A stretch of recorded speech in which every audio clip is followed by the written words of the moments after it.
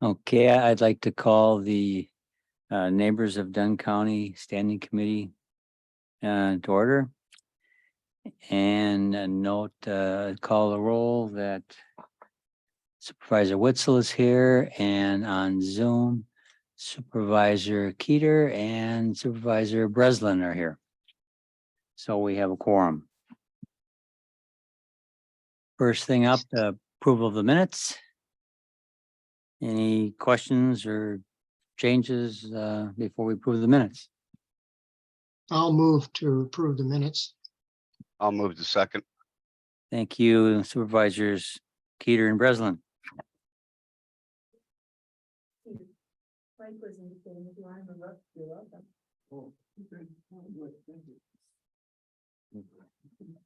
Okay, all in favor of approving the minutes? Aye. Aye. Aye. Okay, minutes are approved. Is there any public comment, Carmen? Dr. Brown, did you have anything? No comments. I heard that you were able to find a replacement. I assume we'll hear about that later. Yep. Okay, great. That's what I did. Okay, and there is no request of the chair, so we're down to Carmen for number 6. All right. As always, we start with Quality Assurance Steering Committee updates.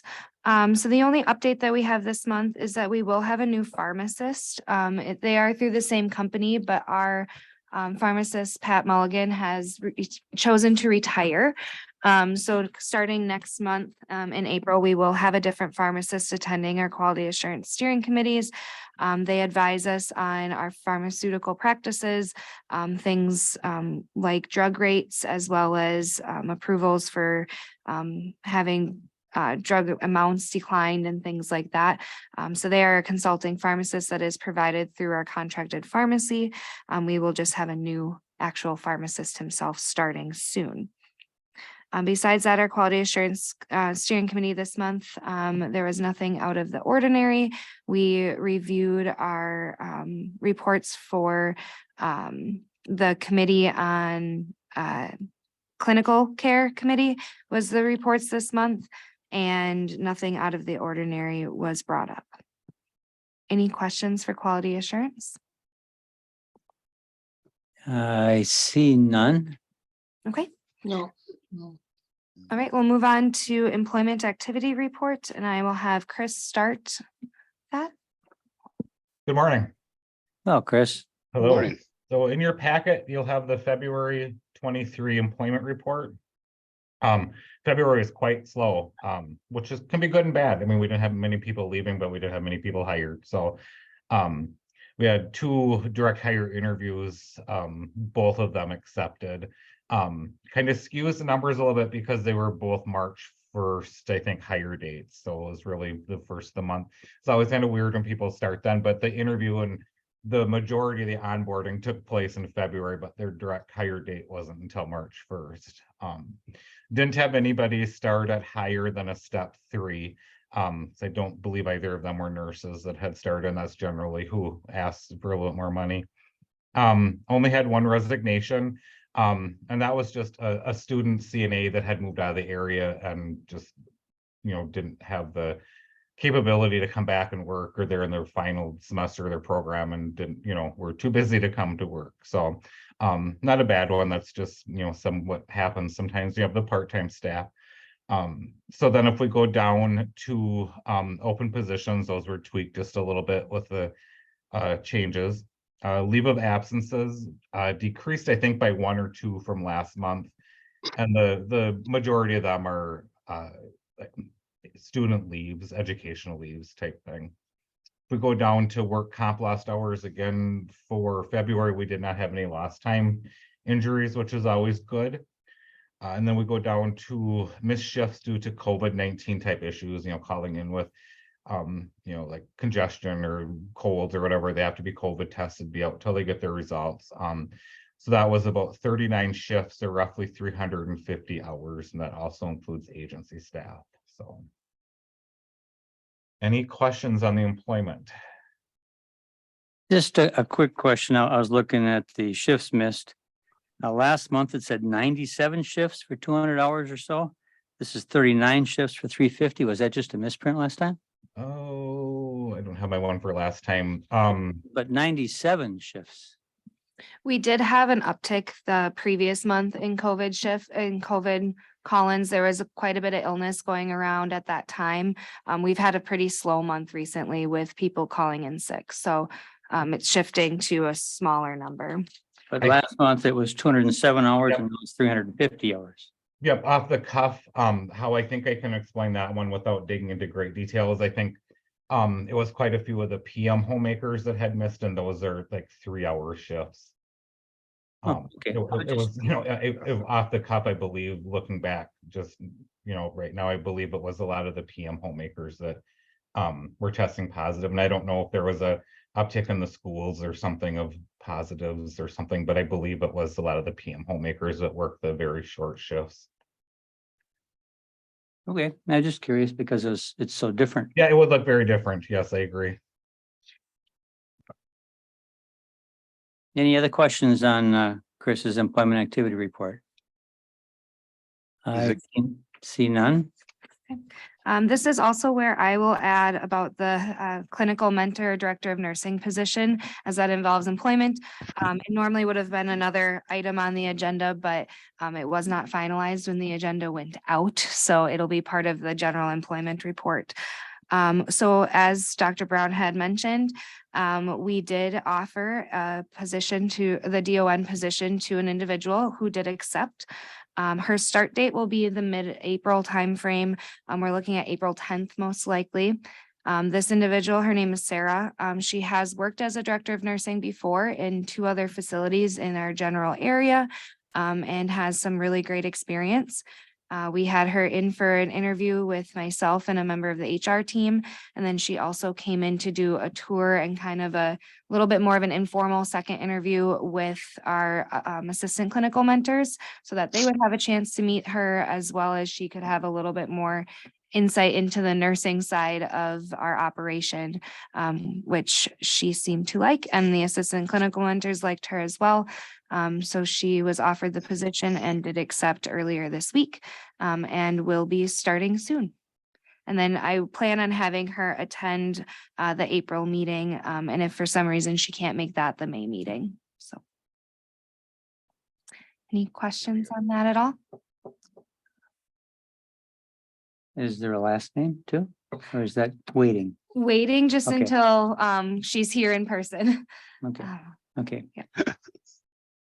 I see no questions, but that's good news. Mhm. And in relation to that, now these other people have been picking up, filling in for her, for this position in a way. Everybody else has. Yep, there's been a group of us that have been taking on some of the responsibilities of this position, so it will lighten the load on everybody that has been working a little bit extra. And I think at least one member has gotten a change in pay temporarily. Is there going to be any other bonuses or some kind of remuneration and appreciation of that for the people that did have to do all this?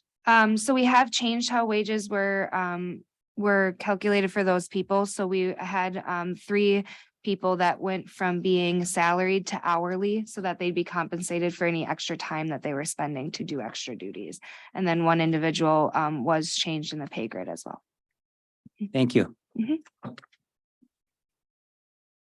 All right. Are there any other questions on employment? All right. If not, I'll go down to the next item of the CNA training program. So my update for this is that we've kind of switched our approach towards this and looked at a different space that we have available to use that would not be close to residents, so that we avoid that whole issue that we were running into of it being a resident space. So I've worked with Scott Nabbyfield, who is on the Zoom, to look at the potential of using the house that his office used to be in as a training center. We haven't done anything necessarily with the house yet. Would need some updates and things like that if that were to be used, but we have sent in those floor plans to see if that would be an easier sell to the state, as it is not attached to resident areas in any kind. And then also looking at more of a broader training idea of also having, we used to have CPR classes at the neighbors and other things like that, that we have since stopped because of COVID. And having it be completely disconnected from the neighbors would allow us to not have to stop things if something like COVID were to happen again, as it would not be actually in the nursing facility. So it's kind of a workaround of some of the other issues that we've ran into, and potentially prevention of further issues if something were to happen like this again. So that is our kind of shift in plan and working on that now. Any questions?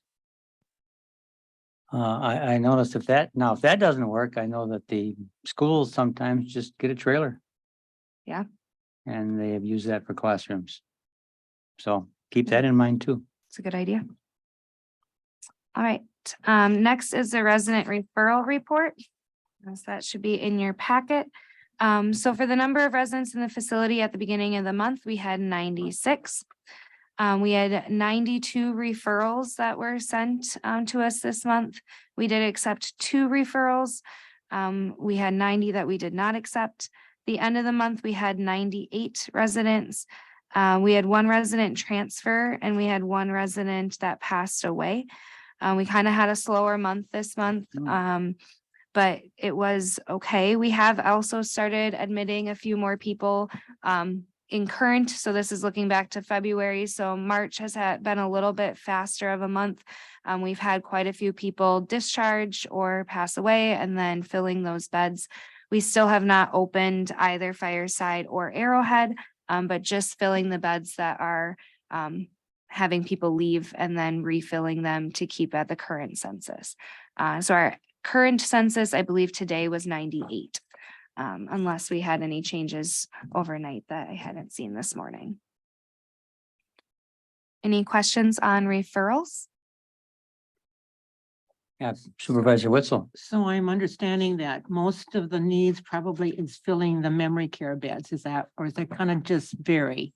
Like from the standard care of your people that come in, other than the dementia and Alzheimer's? I'm assuming those beds probably fill up a little faster.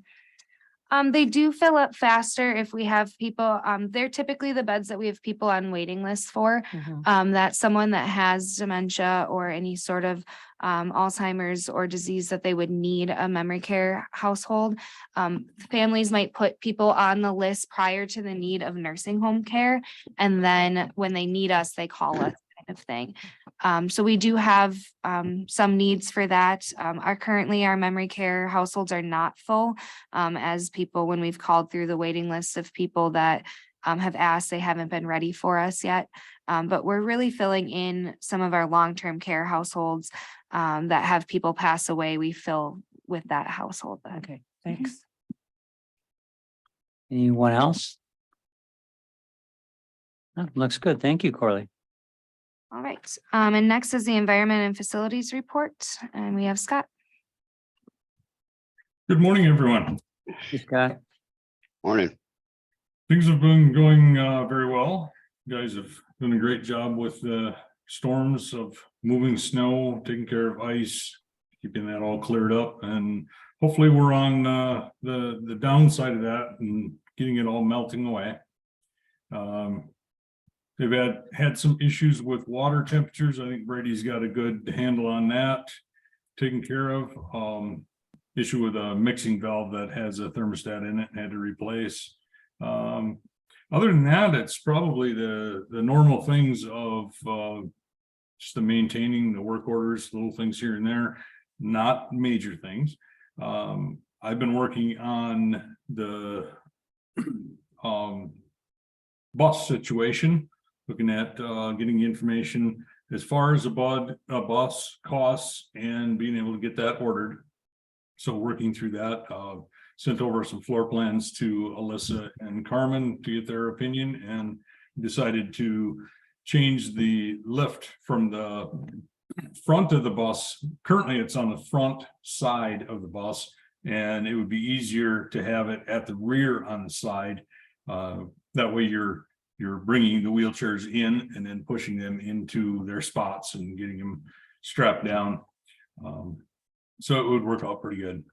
So once I have more information on that, I'll be working with Carmen, and hopefully we'll have a bus ordered. They're looking at about 6 months on a bus once it is ordered. So we'd be looking at getting that bus this year, which is a great thing. The old bus is pretty tired. So any questions from anyone? I don't see any on the screen. Corley? Just ask where we're at from last month. Is there like more funds that have come in for that, or where are we at with that?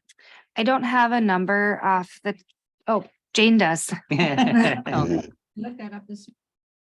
I looked that up this morning. We have $48,000. $8,000 came in this year already. Thank you.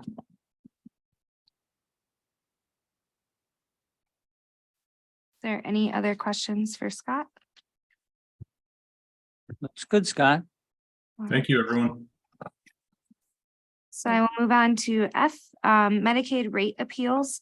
So I mentioned last month that we would be appealing 2 of our 3 Medicaid rates due to some miscalculations that we believe happened during the Medicaid cost report audits.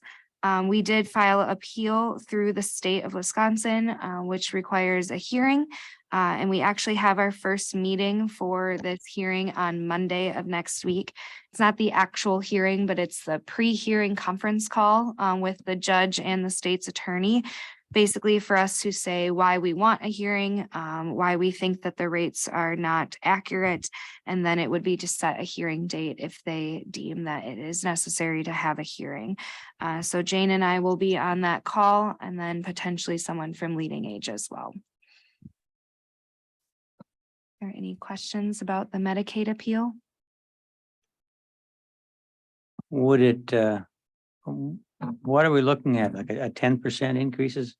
Not over what they say they've given you, you're saying, or we are saying that that's not enough. You made a mistake? We're saying that a calculation within the Medicaid cost report was done incorrectly.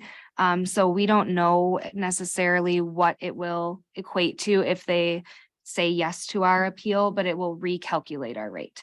So it will make it, if they say yes to our appeal, it will make the rate higher, but it will mean that they have to recalculate it. So we don't know the actual percent that it would go up or down. It would just be based on the recalculation of the rate. But if they recalculate it, it would go up. Yeah, Guys, I was just gonna kind of ask if you kind of know money's amount, what that would kind of look like. You don't, okay. No, not yet. And that's mostly because each client, each resident has a different score. So the multiplier effect could be different for each person. If it was a flat rate, we would know how to calculate that. I see no questions. Thank you very much. G, Leading Age, Wisconsin Day at the Capitol. All right. So yes, Leading Age Wisconsin is our association that we belong to that supports not-for-profit and government-owned nursing homes in the state of Wisconsin. Every 2 years, when it is a state budget year, they host Leading Age Wisconsin Day at the Capitol. So they invite administrators, directors of nursing, anyone from skilled nursing facilities, assisted livings, any sort of long-term care. Industry leaders are invited to the state capitol to meet with legislators. It is organized through Leading Age, so they provide us with information and very unified shared documents to give to our legislators so that we are all asking for the same thing, and hopefully that'll help us more than us all asking for different things.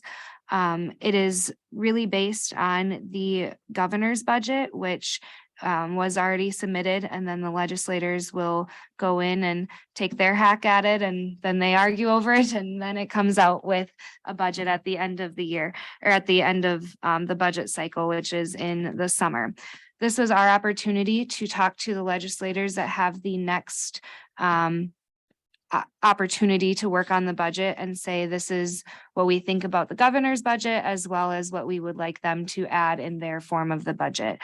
As an association, our main ask for nursing homes was to keep what the governor had in the budget for direct care services, which is part of our cost report. That was keeping that nursing at a median and then plus 25%. So that's based on facilities cost reports. This would be a structure that would be continuous instead of asking for a 10% increase or a 5% increase. Right now, every budget cycle, we have asked for just increases.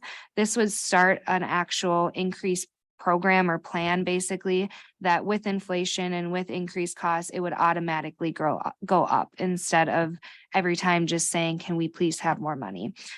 This would be a more of a standard operating plan and payment plan. In addition to this, that was already in the governor's budget. We have also asked for that to also happen for non-direct care services. So that would include support services, which is dietary, housekeeping, facilities, transportation, utilities, anything like that. Right now, the increase is only based on direct care, but there's a lot of other costs that isn't direct. So any sort of administrative costs, facility costs, dietary, anything like that isn't factored into that percent increase. So we're asking to have that be all inclusive, not just direct care services. So that was our main ask. We did meet with legislators or at least their staffers to give them this information and really show them the real life impact. We can email and mail documents that say what we want, but we're given the opportunity to express why it's important, give true stories of what is happening in nursing homes, the cost of care, what happens if we can't provide that care anymore, things like that, to really have the person impact on the legislators instead of just the numbers impact too. So it was a good day. We met with 4 different legislators, staffers.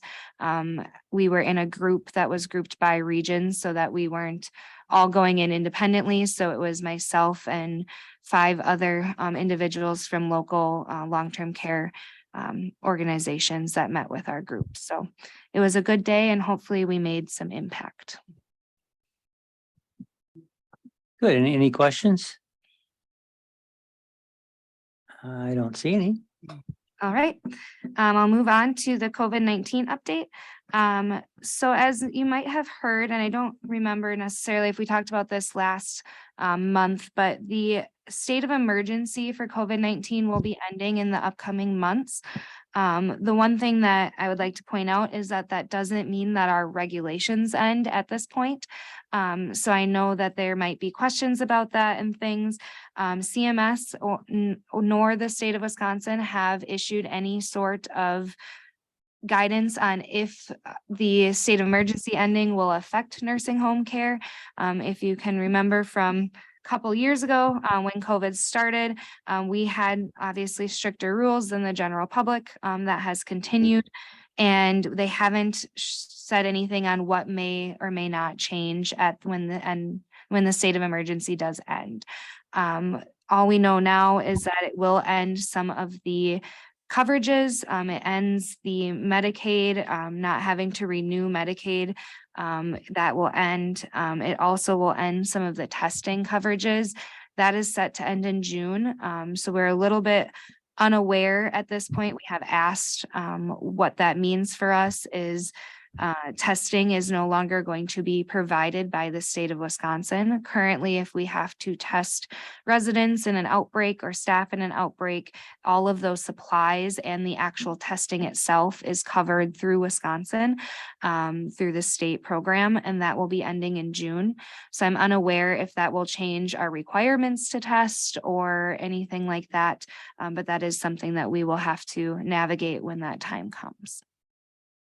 As far as COVID-19 in the facility, we have not had COVID-19 positive residents in quite some time, which we're very happy about and fortunate about. Every once in a while, we do have a staff person test positive. It kind of comes and goes. Every couple of weeks, we might have 1 or 2 staff people, but we have not had a significant outbreak in a while, which is very fortunate. Any questions on COVID?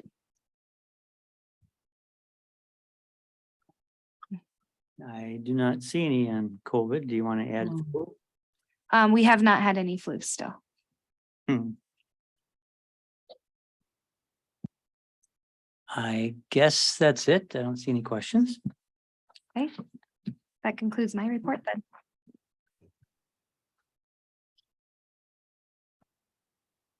And Jane, welcome. Thank you. Thank you. I'm glad to be here. Review of the vouchers. Did anybody have questions on the vouchers? No, Okay, I don't see any. then we go to the campus census, which when you look at the bar graph, we aren't meeting our goals. We had a goal of 85% occupancy for the overall year, and right now we're at 71.5%. So we aren't meeting the occupancy for all the other reasons Carmen described, staffing, et cetera. Any questions on the occupancy overall? Okay. The aging report, I'm still working on making that a little bit bigger so we can see it clearly. In December, we were at 1.7 million because we had the Medicaid, Central's Medicaid dollars posted, and that was an increase. And so that posted, we hadn't received it yet. So then back down to January, it went down. Those claims are processing. And then in February, it went down again. And I anticipate it'll go down again next month. So we're doing okay with the claims. The East and West Medicaid rates have been posted to our accounts program, but they aren't being reprocessed because of our rates being appealed. So they're kind of on hold there. Any questions on the aging? I don't see any. Okay, then to the financials. I'll just review the January through February for the campus, that first box, and then East, West, and Central are after that for more detail. Jane? Uh-huh. Could you go through each line and explain it, please? Okay, like, so revenue, public Thank you. charge. The 23 actuals versus budget, is that what you want to see? Like where we Yes. are today? Yes, 21, I don't care about. Okay. Yeah, 23. Okay, so the budget, that column that says total 2023 budget, that's for the year. And then the actuals are just year to date through February. So there's no percentage given on this report. Public charges are the room and board. And anything else that we charge for through the public, the Medicare B therapies, and anything else that's pretty much related to the census and resident charges. Miscellaneous revenue includes the senior meals. That's not broken out in this report, but on the third page, Mhm. it's more detailed. Interest. Could I just, Mhm. so the actual is for 2 months then, January, February. Mhm. So if we multiplied that by 6 and compared it to the budget. That would be accurate. Okay, so that would be about 180,000 versus the budget. And these are all positive numbers now, right? So, yep, in Okay. this chart, the revenues are in parentheses because those are credits. Yeah. In our financial language. Mhm. Okay, so as it goes now, it would be considerably below what we projected for income. That is true. Okay, and I'm just looking at the top one. That one's maybe 1 million under. Yep. Okay, yeah, I want to understand it, so. Yep. So if you take that top one, the 1.9 million, if you say it's 2 million, multiply it by 6, because we've had 2 months and then 6 would equal a year, that would be 12, and and the budget was 13.5. So we are So- at a deficit. Supervisor Breslin, did you have a question? Yes, thank you, Chair. What was the reason for the lower senior care, senior meal revenue? Are we, did something change there or are we just not serving as many meals? I don't know what That else. seems that pretty budgeted significant. number. Yeah, that. We have not lowered our numbers, so we'll have to review that because we have not lowered the number of meals. We actually have stayed pretty steady, if not increased number of meals. And our, the cost of meals and what we're charging, the senior meals program for our production of the meals hasn't gone down, so we'll have to review that. Okay. Thank you. Yep, it might just be that 1 month is posted for the revenue. I will double check that as we're finishing up here. All right. The money for the donations is put into a deferred revenue account. So that won't show up on this report. It's in a different part of our financials, but on the balance sheet, not on the income statement. So that won't plug into here, but I did say earlier it was 48,000. And that's not in miscellaneous. Interest posted is interest that we put on accounts, late accounts and other interest that might come in through late claims. When insurance companies don't pay timely, they give us, $4 or $5 here and there. By law. Yep.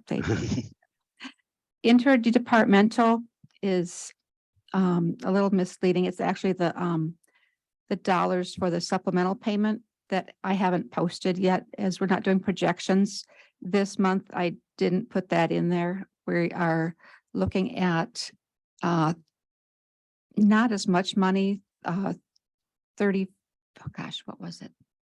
350,000 for this quarter, for this half.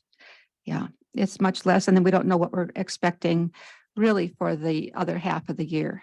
Depends on what the state gives us. I will add one thing is if our rates do change, or if anyone else's that owns a county homes rates change, that will all be adjusted. So the supplement payment is not finalized yet because of the rate appeals, because that money is all based on the rates. So if any county homes rates change through anybody's appeals, I'm not sure if any other county homes are appealing. I know other facilities are, I just don't know which ones. Then that number will change as well. So we won't know that until probably June or July.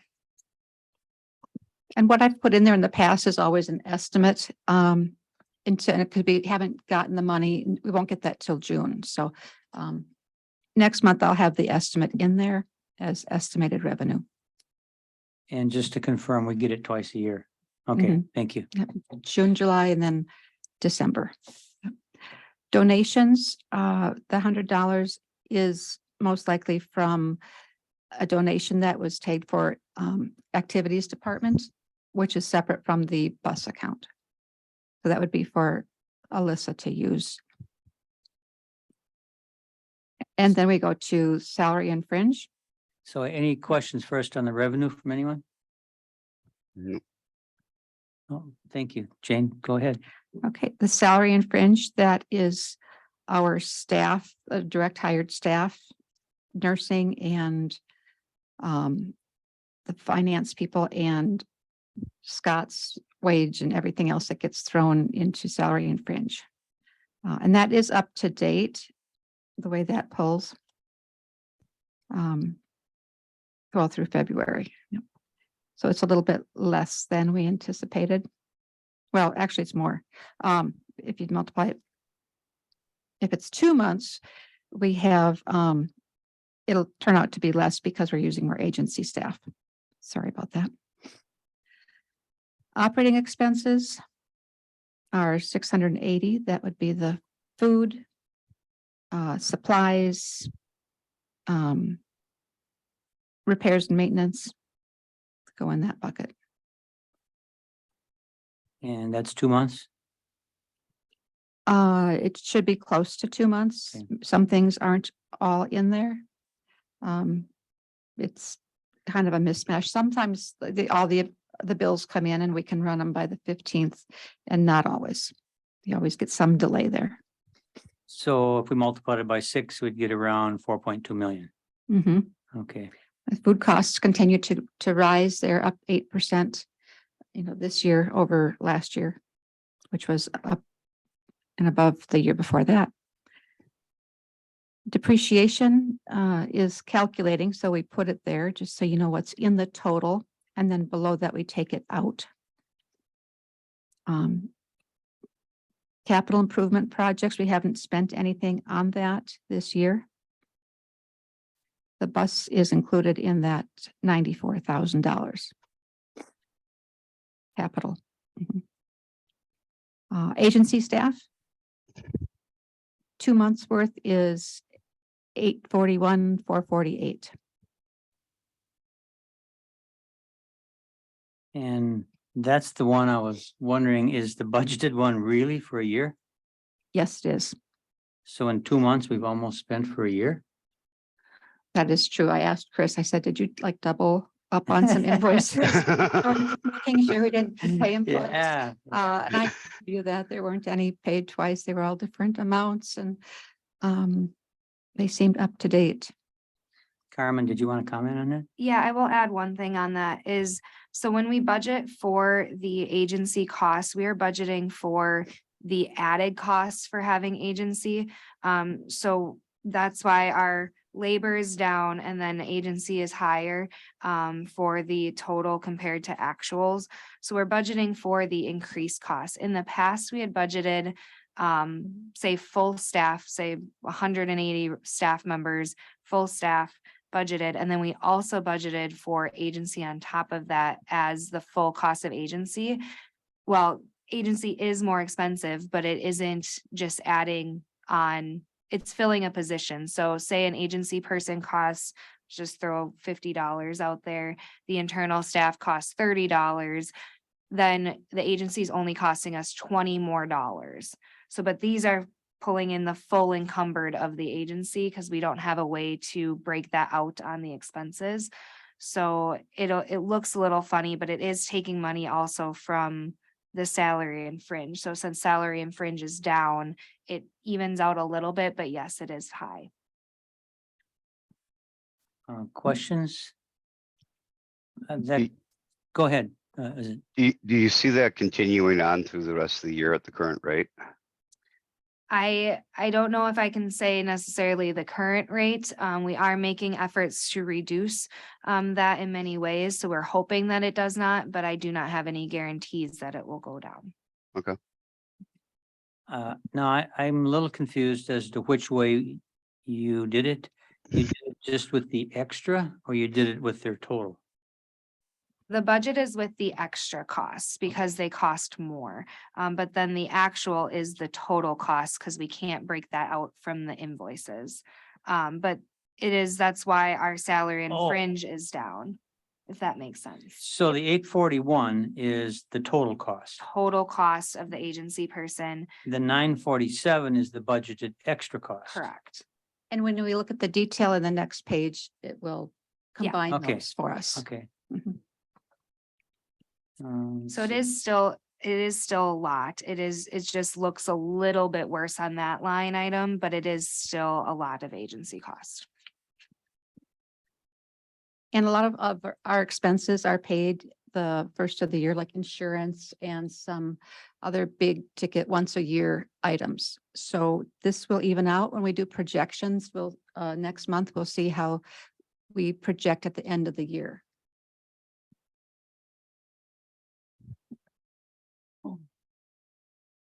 Any questions on this one?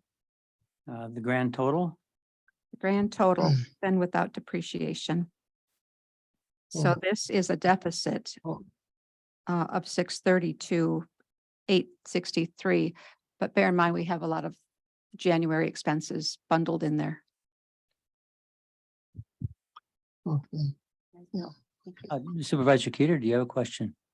Well, I was wondering about that. It looks like, I was wondering if there are any front end expenses, and you said there were, so that 632 is probably a little worse than I mean, it looks a little worse than it is. Absolutely. Yep, we have those first of the year expenses in there and like liability and property insurance is a big one. Our software expenses are once a year and those hit us too. So, excuse me, Therapy as well. One doesn't in January. therapy? No. But next month we'll see with the projections. I know you're interested in that. So I wouldn't take that number over, like you have to take it seriously, but not too much, knowing that there's a lot of story behind that and a lot of adjusting. Jane alluded to, we will be working on pulling those out and projecting them out, but we need more than 2 months or even kind of a month and a half of data to do that. And then Mhm. what we'll be seeing for the rest of the year will be more accurate as projected out. Okay, I look at that, even if we cut it to 300,000 multiplied by 6. It's not good. Yeah, but thank you, Jane, for going through all those lines. I don't know about the Yes, rest. thank you. It sure You're helps me. welcome. There's not as much detail with this report as there was with the other. It's okay though. Okay, Yeah. what's in there? Okay.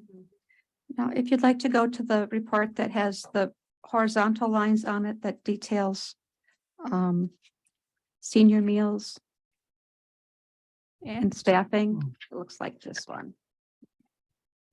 Well, Mr. Chairman, Yes, sir. before we leave these reports, I was wondering, maybe I'm getting my parentheses mixed up here, but it looks like in 21 and 22, West neighborhood was doing better financially than the other two neighborhoods. Am I interpreting that right? Yes, that is largely due to payer mix differences. So we do have them broken down as we do cost reports separately, and then our rates are set separately and everything like that. But that would be primarily due to West just happens to have more private pay and less Medicaid, as well as some less costly medications and things like that too. So that's primarily due to the payer mix as well as the acuity of the residents in West. Thank you. Okay, I was wondering if that might not be part of it. Thank you. Yeah, thank you, Supervisor Keeter, for bringing up West neighborhood. Jane, I was wondering, I was Well- wondering about the central one too, because there's a little difference there. Is there some kind of reason there? That's 260,000. Central is due to that is the household, that is the neighborhood that has 2 households closed. So if you're looking at it building by building or neighborhood by neighborhood, that one would have less income because of less residents and then more overhead cost because it is mostly empty. So it does have less overhead cost or more overhead costs per resident and less income. We are working to allocate those overhead costs a little differently last year and this year because of the dietary setup in Central. We need to allocate those costs a little more over the east and west buildings, and we are working on fine tuning that. So hopefully this year you'll see a little bit better balance there. West will still be doing better. They have a more stable, I think, population, not as many in and out, and Central is Medicare, so mostly Medicare people. So there's a lot of turnover of our residents. So there's empty and startup, new residents. So that takes more staff time with that caseload. also on West, the net without depreciation, I know, is missing. It, Oh, that Oh, one. on the totals. on the totals, yeah, but that's just subtracting out the depreciation, right? Mhm. Yeah, okay, so I Yeah. was just curious if there was a reason, but that's not a problem. Nope, I didn't catch that. Thank you. Any other questions? Yeah, those are great, thank you. Okay, then off to page 3 of 3. The senior meals. has a expense and revenue, so we can see how that is doing separate from the skilled nursing section. So that has the 2 months of revenue posted and 2 months of dietary expense posted. But I don't think we have all of February invoices in there because it's a little bit less than January. And that takes time with, they invoice us in the middle of the next month. So right now they're probably paid, but not in time for the report. And that's the normal lag time. So senior meals is doing fine. It just so Sean, did you have a question? No, Oh, I'm still working on the parentheses in that. I know. For the grand total, I am too. 2023 budget. The grand total for the senior meals is 5,500, meaning we hope to make 5,500. Right. And that would then be Okay, applied to some overhead. Yeah. okay, and in January, we had 3,100 to the good. Yep. Okay, and the 2020, that's the total budget, right? Mhm. So we're already more than the total budget? As far as to the good? Yes, with the exception of that, we have had probably some more expenses, as Jane mentioned, that aren't on here due to just timing. So that'll lower that a little bit, but yes, we are doing pretty well with senior meals. Okay, and it's not a big amount, it's just that I'm trying to understand it. Right. And the number of meals I've tracked is a little bit less than last year to start with. The rate increase that we issued to ADRC did go into effect. So we did adjust our meal rates a little bit to show the increase in food cost. So that was done through our budgeting process as well. Senior meals. Okay, next line down is agency staff and nursing combined. And the two below that are separated out. So if we go to that second row there, the second grouping, the agency staff and nursing financial report, that would be where we combine the two budgets and the expenses that go with those. So the year-to-date actual is 1.6 million. And the budget, the combined budget is 9.4. So they're pretty close if you multiply it by 6. It is very close. It's about $200,000 over budget. Can't you get a little closer? No, I just. I'm trying. Yeah, okay, no, that's great, that's great. So yeah, that's the number I think you really were looking for is, are we Yeah. on target? Are we projecting? We're about $200,000 off. Okay. Yep.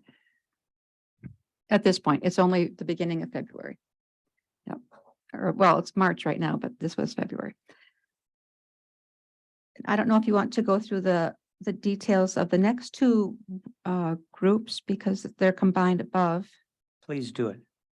Okay, the agency staff financial report, that mimics the report I used to do on a whole page of paper. Except it doesn't detail the CNAs, nurses, and LPNs.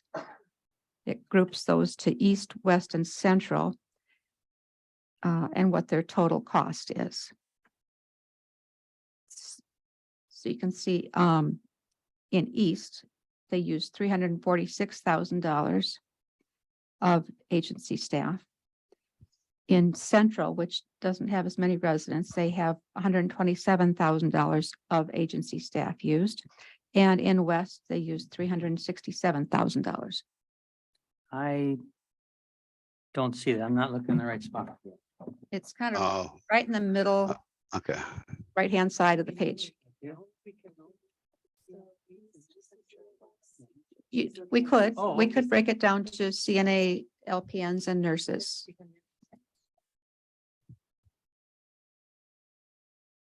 Okay, thanks. So we're looking at the far right numbers. Okay. Okay, that's great. So you added them up for us. We don't have to do that. Okay, thank you. questions on these three? Corley, you mentioned something about, Yeah, I just mentioned to Jane here, it'd be nice to see what it is with the LPNs, the CNAs and the RNs, kind of break it down a little bit. Because this is total for all these. Mhm. Yep, That'd be kind of interesting. we can expand that and, Interesting.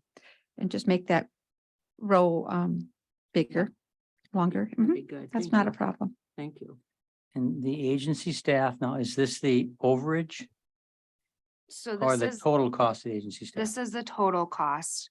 And then the overage is calculated in the one above that has basically it has the NDC nursing as well as agency. So direct hire and agency combined will show the more accurate of comparing the totals. That has the overage and the NDC staff. So the $841,000 is the total cost for the 2 months for agency staff? That's correct. Yes, And we have budgeted 947,000 for a year. For the overage. So we can't, so that's what Okay, that's same- combined up same above thing. us. Yeah, Okay. that's the same as what it was on the first page. You really have to add the two buckets together. We budgeted for total staff, the total Mhm. staffing. And then to get that increment, took the historical values of how much are we really over?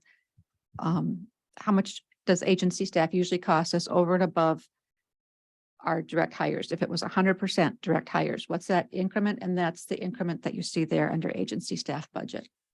So the actuals are not going to look like the increment that we budgeted. There had Which is, been a time in the past that we had budgeted both full and it made it look crazy of numbers. So we then just budgeted the increment that it was above. Okay, thank you. and then down to depreciation, just so we know what is there. It's not a cash item, so we have pulled it out in the past. Mhm.